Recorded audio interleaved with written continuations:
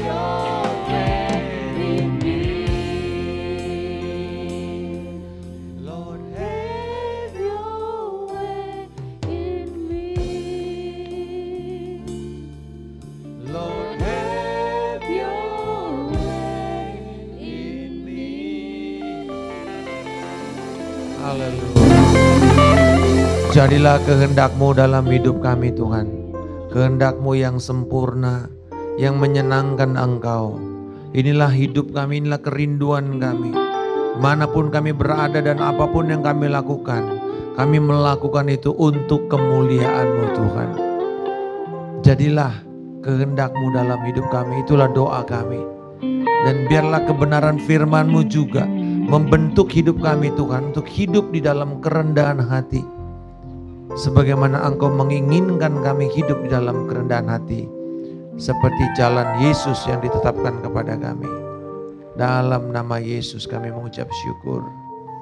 Amin, amin, amin, haleluya. Silakan Bapak Ibu. Shalom.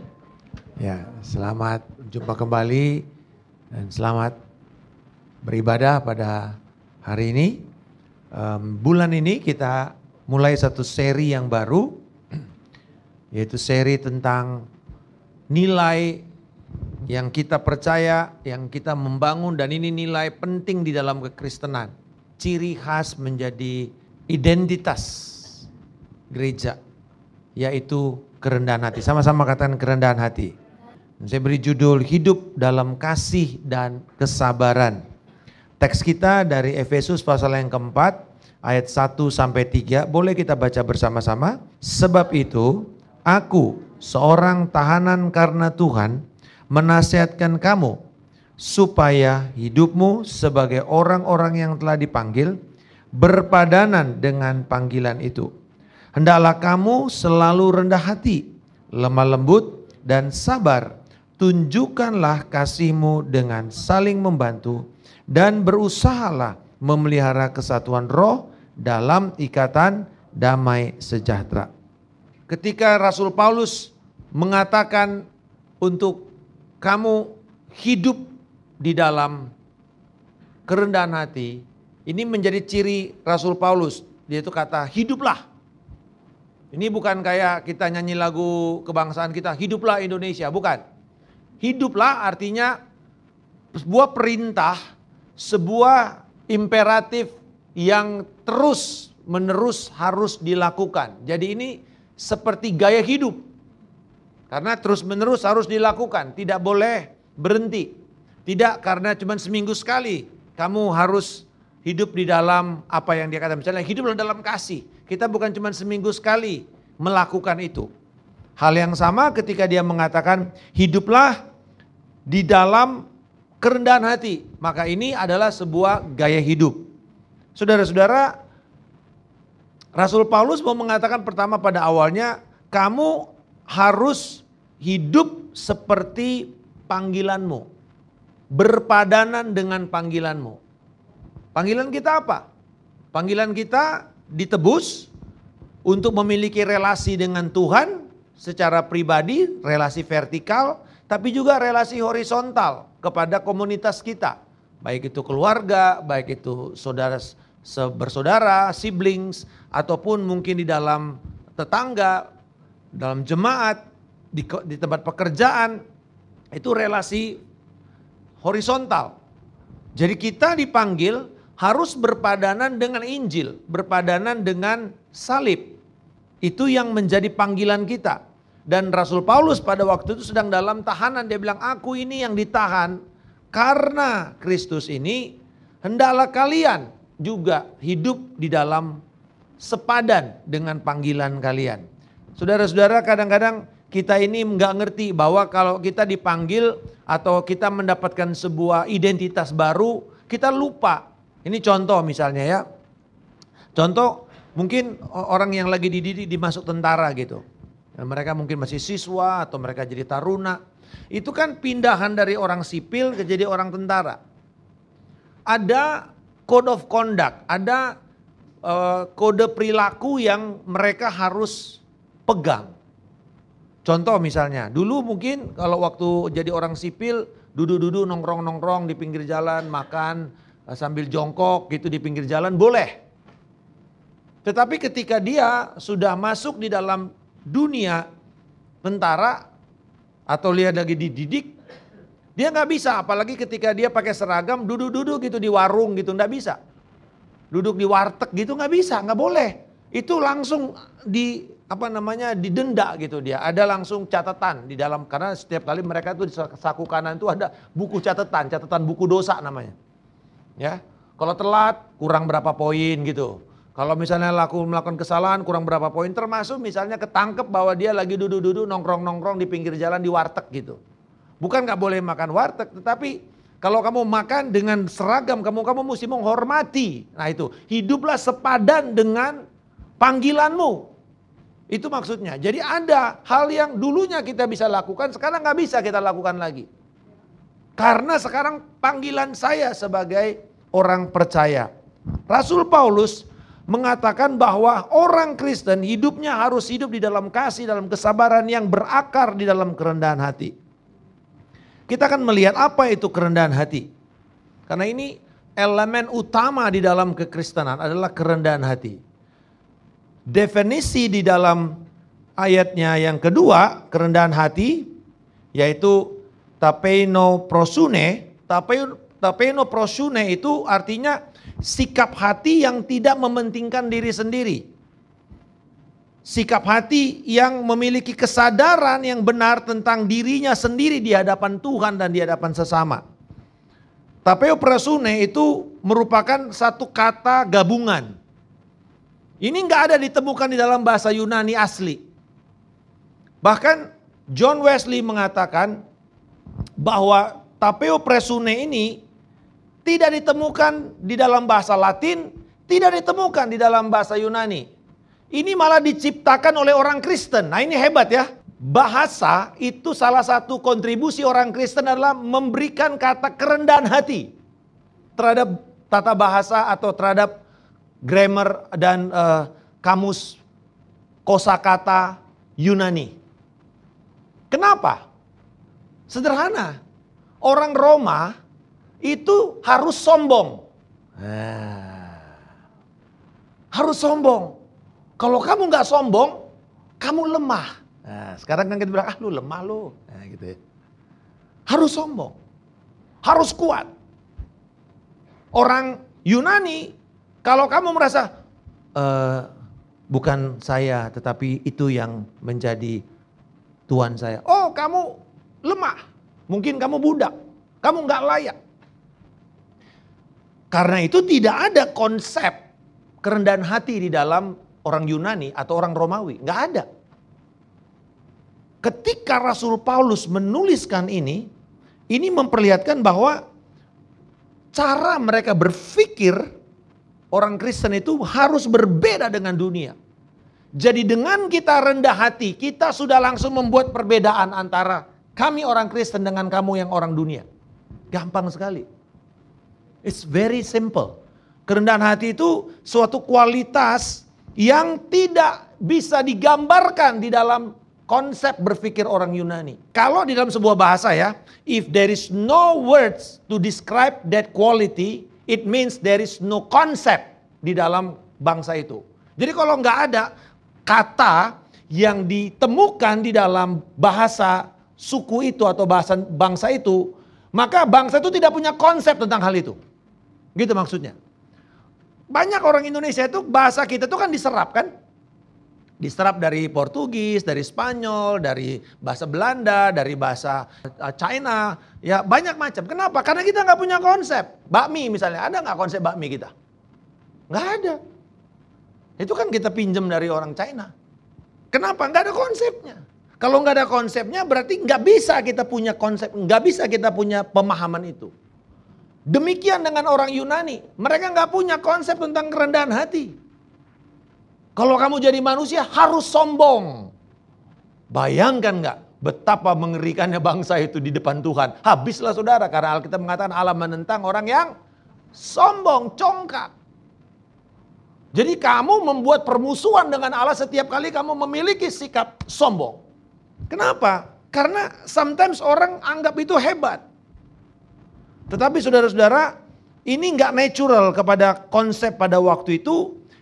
Dan akhirnya dalam sejarah kata ini, di abad kedua baru diserap itu bahasa itu masuk ke dalam vocabulary-nya orang Yunani. Tetapi masih tetap dalam konsep degradatory, masih tetap kayak penghinaan gitu.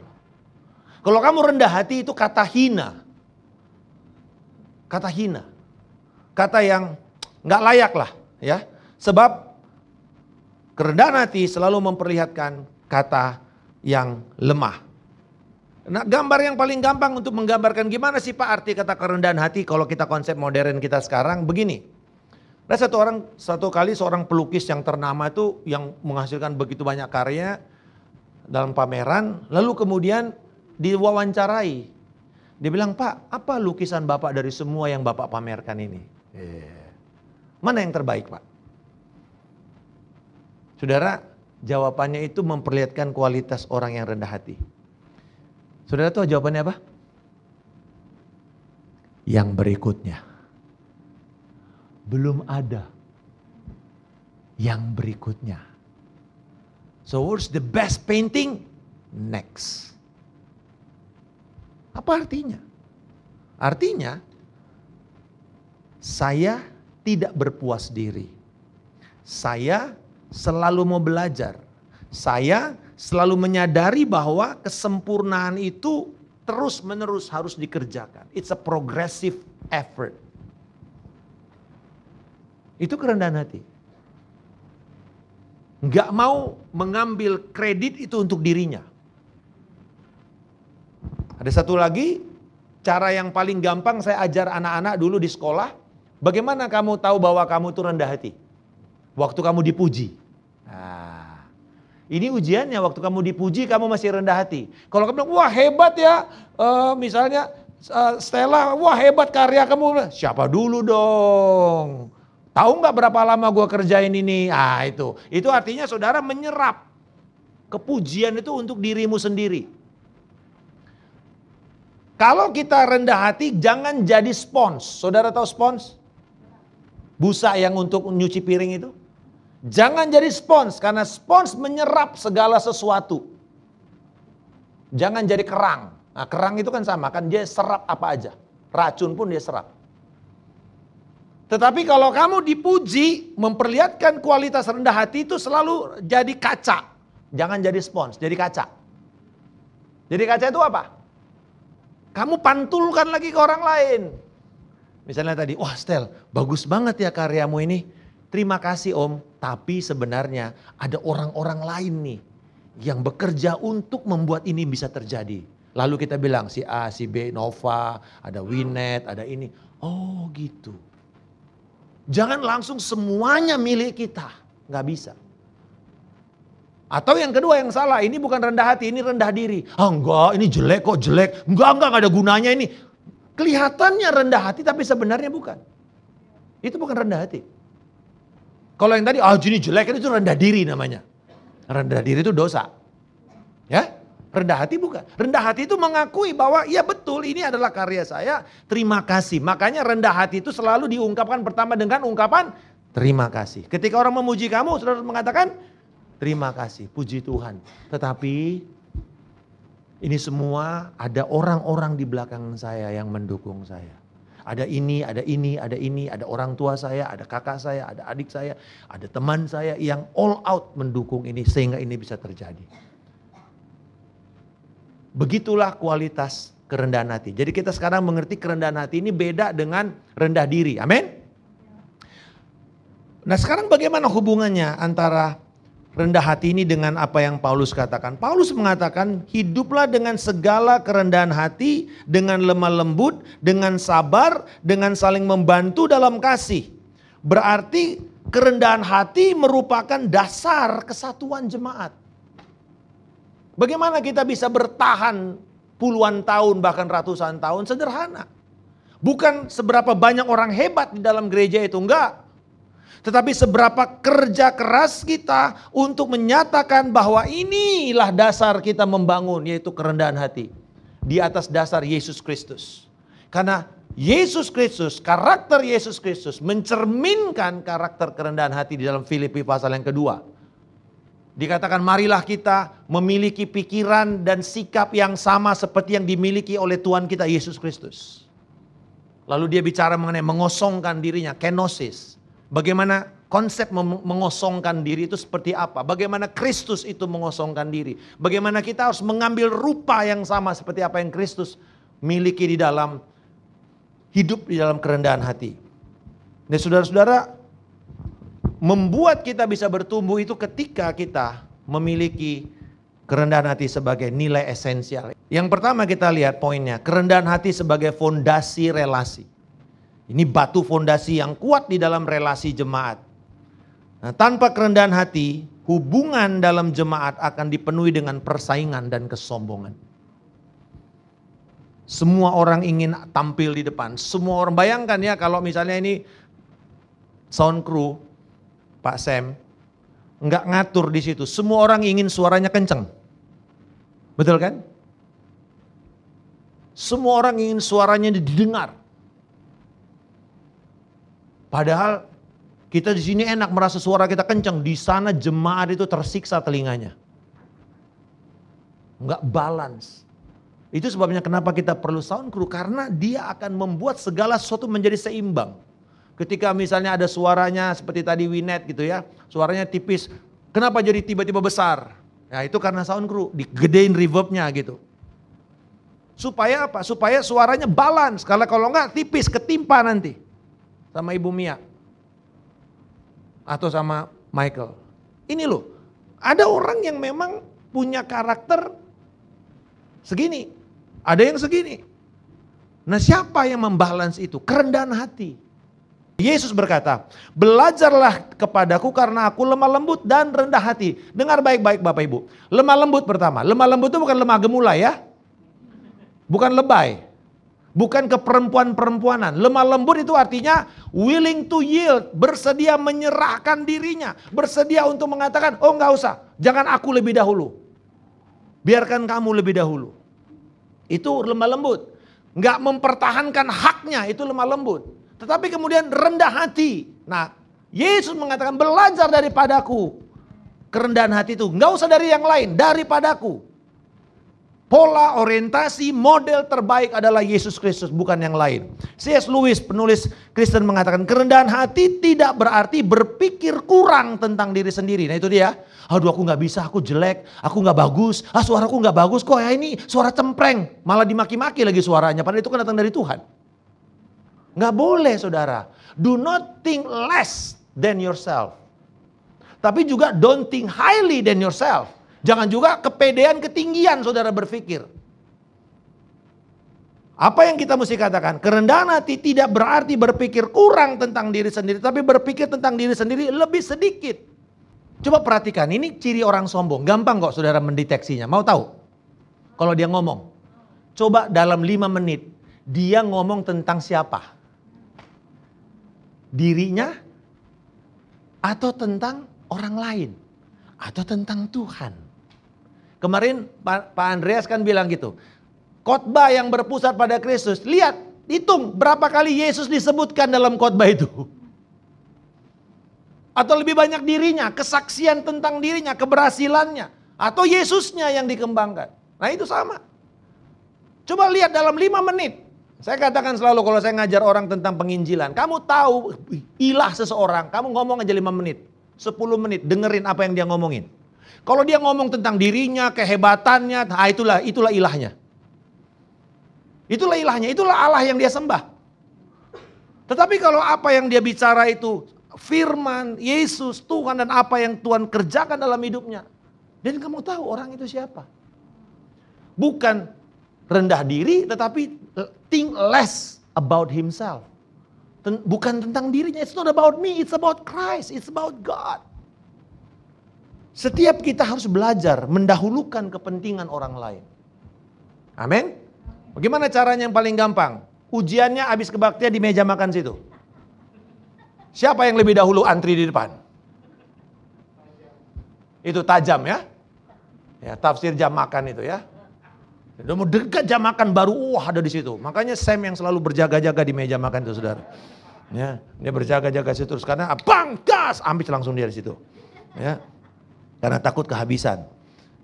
Yang kedua yang paling gampang lagi, gimana kita tahu? Nah ini saya, makanya saya tahu bahwa saya harus kerja keras dalam hal ini. Yaitu bersedia mendengar sebelum bicara. Siapa di sini yang suka pembicaraan dipotong? Siapa? Ada nggak? Nah saya suka memotong pembicaraan istri saya, makanya nggak heran dia cepet-cepet marah. Belum ngomong saya udah jawab, salah pula lagi. Ya kan? Kalau dipotong benar nggak apa-apa, ini udah dipotong salah pula lagi. Makin kesel orangnya. Saya belajar. Kesombongan itu adalah mendominasi pembicaraan. Mendominasi pembicaraan. Atau nggak suka mendengar. Lebih suka dia didengar. Itu orang sombong. Amin. Nah yang kedua. Jadi yang pertama tadi kita tahu bahwa kerendahan hati sebagai fondasi relasi. Kita belajar. Waktu kita belajar rendah hati dengan Tuhan gimana? Kita duduk diam kan? Diamlah diamlah, tenanglah, akulah Tuhan. Dengarlah, be quiet, be still and know that I am God di dalam Mazmur 46. Diam dan tenanglah, akulah Tuhan. Diam dan ketahuilah, akulah Tuhan. Dari mana? Kalau kita sibuk terus ngomong sama Tuhan, nyerocos saja dalam doa kita. Kita nggak bertumbuh. Doa kayak laporan. Tuhan aku gini. Tuhan udah diam aja dulu. Waktu saudara diam, tenang. Dan saudara akan mulai mendengar perspektif Allah. Mazmur 46. Be still and know, I am God. Kamu nggak akan pernah tahu tentang Tuhan until you be still, diam.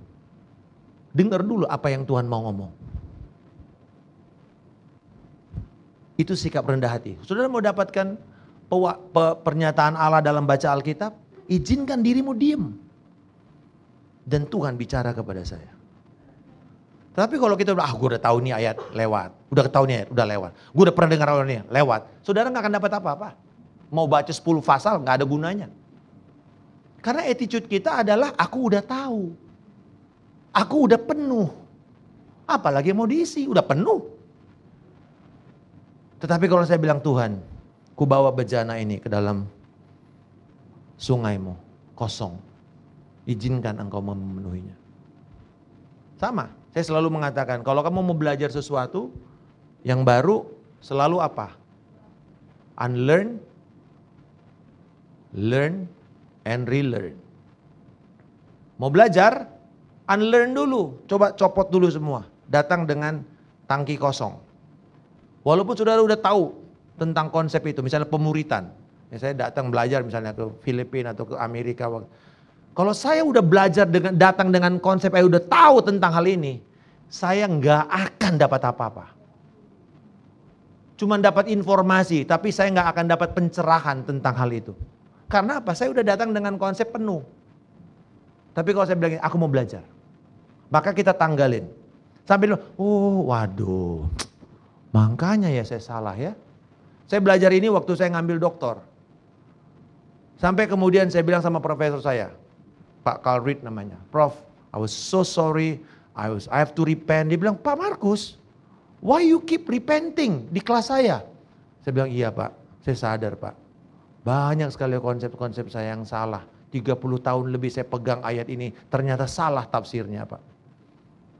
Bayangin saudara, gak mudah itu untuk mengatakan aku salah. Tetapi ketika saya mulai mau datang dan duduk, wah ini aku gak tahu ini, aku mau belajar. Engkau akan dapat begitu banyak. Bukan cuma informasi, tetapi tonggak, pilar imanmu itu akan betul-betul terbangun dengan luar biasa. Amin. Jadi dahulukan orang lain. Yang kedua, kesabaran. Dikatakan tadi pertama, kasih, kerendahan hati dan kesabaran. Nah kesabaran itu bagian dari kerendahan hati, itu ekspresi dari kasih saudara. Dalam 1 Korintus 13 ayat 4, firman Tuhan berkata, kasih itu sabar. Kasih itu murah hati, ia tidak cemburu, ia tidak memegahkan diri dan tidak sombong. Kasih itu tidak sombong. Bapak Ibu, kata sabar di situ artinya long suffering.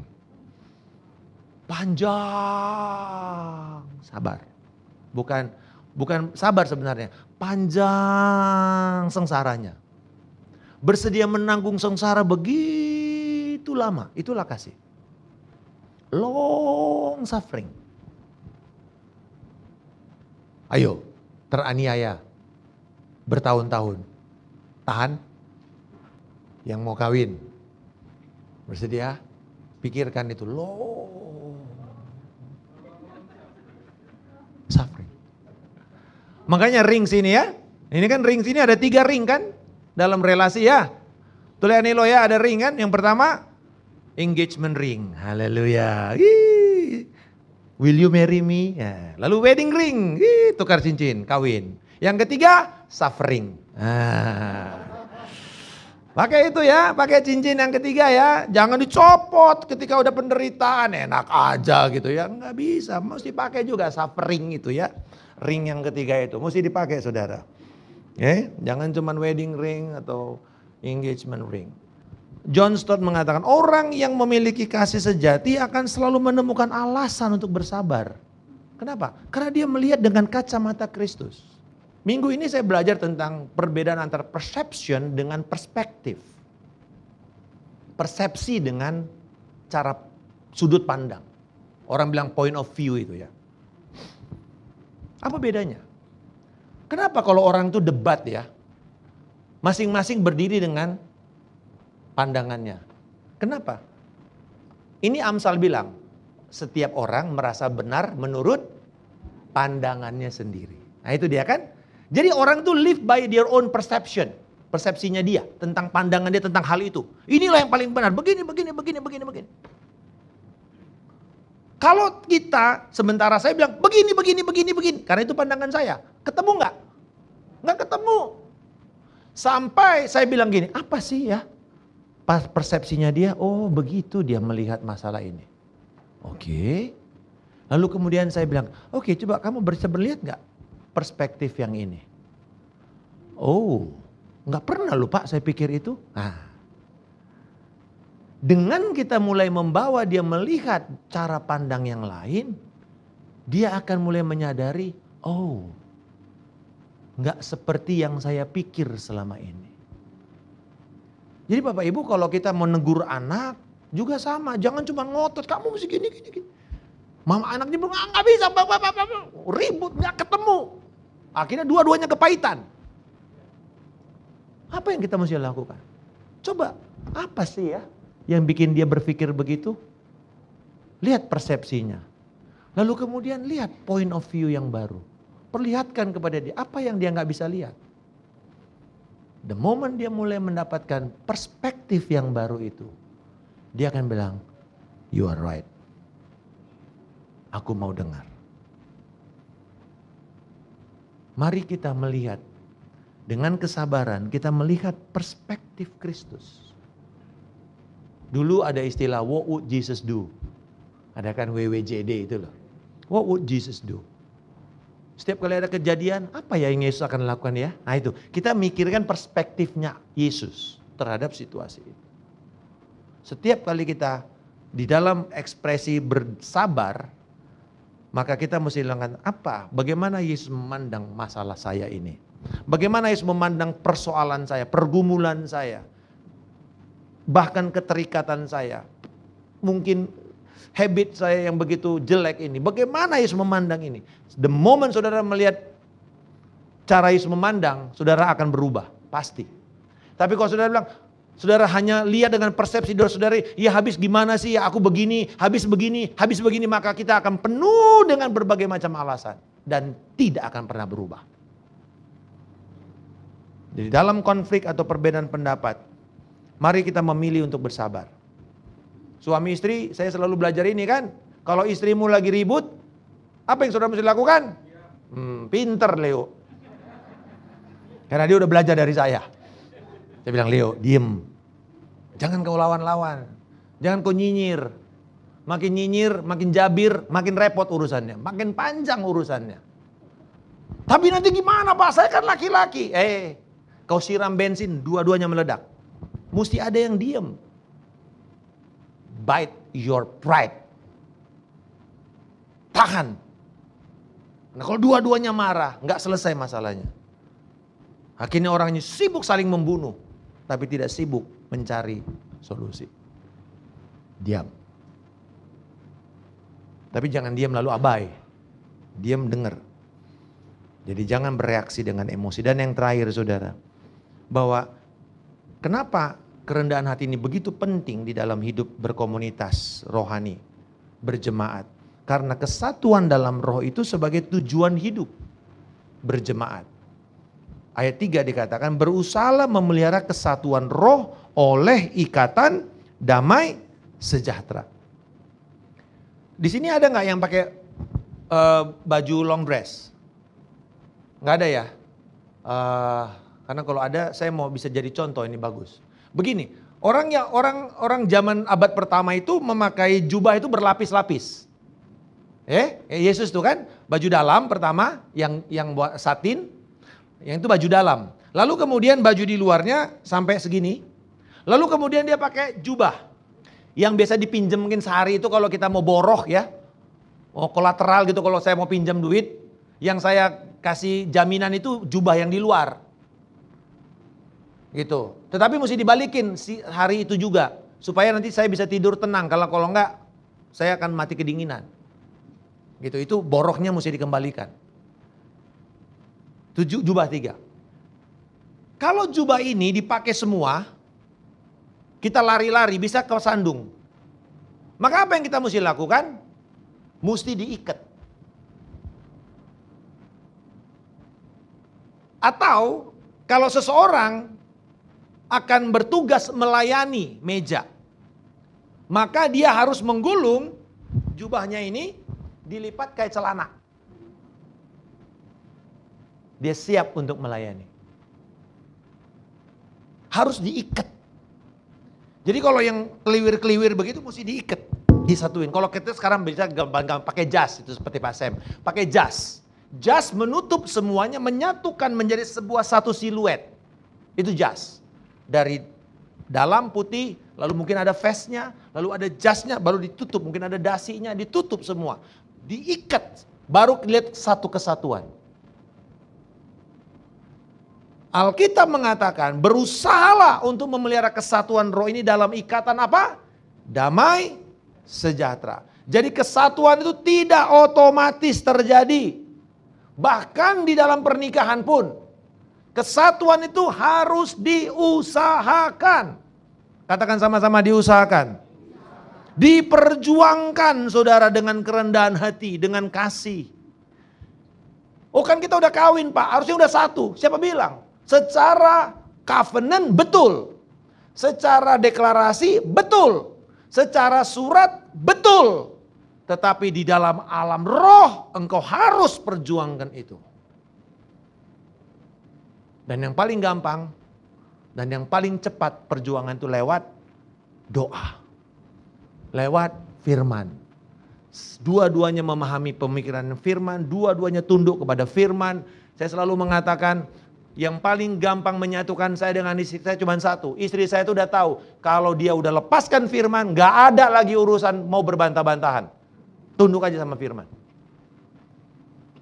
Kami berbeda begitu banyak. Bukan cuma berbeda kelamin. Berbeda latar belakang. Berbeda latar belakang nilai keluarga. Sehingga pada waktu kami menikah, kami memutuskan 30 tahun yang lalu bahwa yang menyatukan kita Kristus, bukan yang lain. Tidak boleh ada di tengah ini yang berdiri termasuk Esther. Tidak bisa. Esther di samping. Dia tidak di tengah, dia di samping. Karena nanti dia akan lepas. Dia akan diberkati, dia akan menikah, dia akan memiliki keluarga. Ini yang akan tinggal tetap.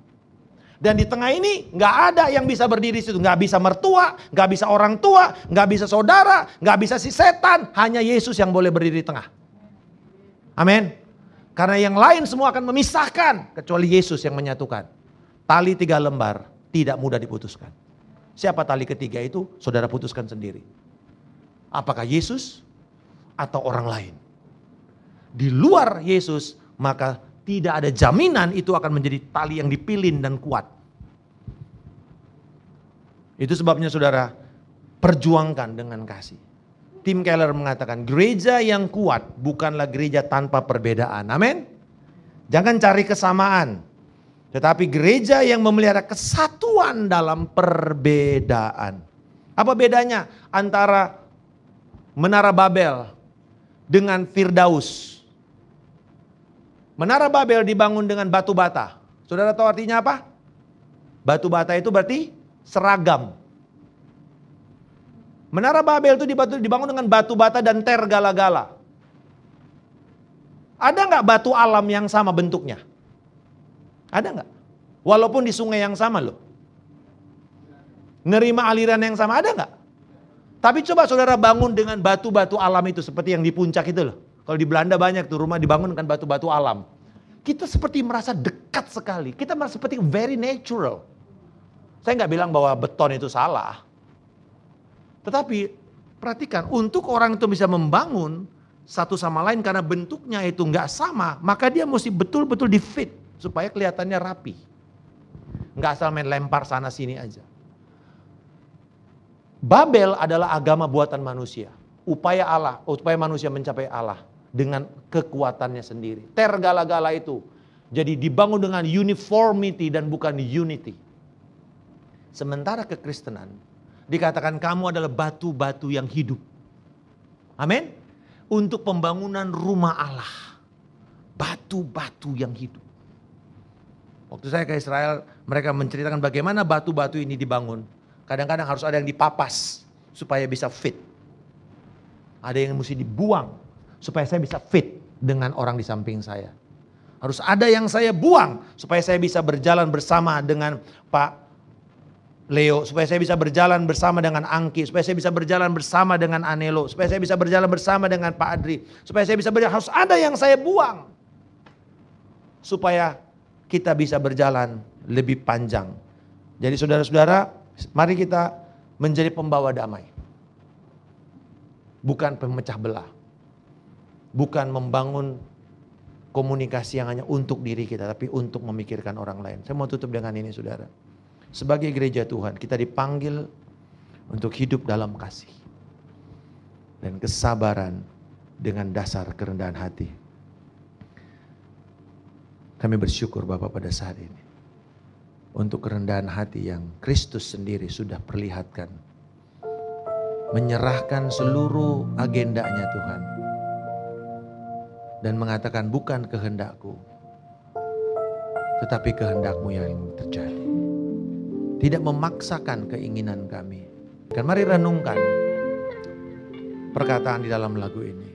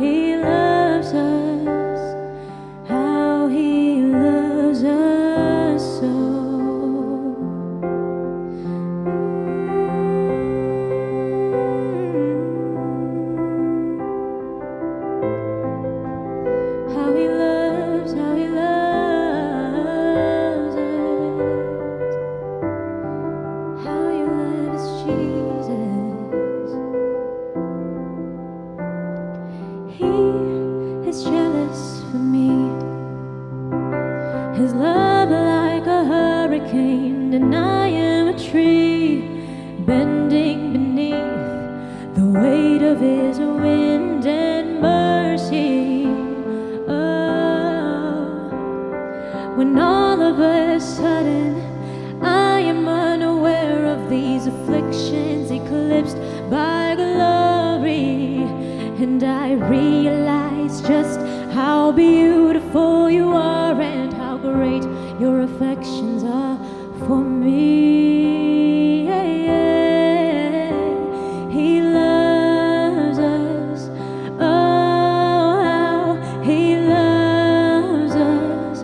Oh, how He loves us. Oh, how He loves. 'Cause we are His portion and He is our prize, drawn to redemption by the grace in His eyes. And if grace is an ocean, we're all sinking. Oh, oh, oh. And heaven meets earth like an unforeseen kiss, and my heart turns violently inside of my chest. I don't have the time to maintain these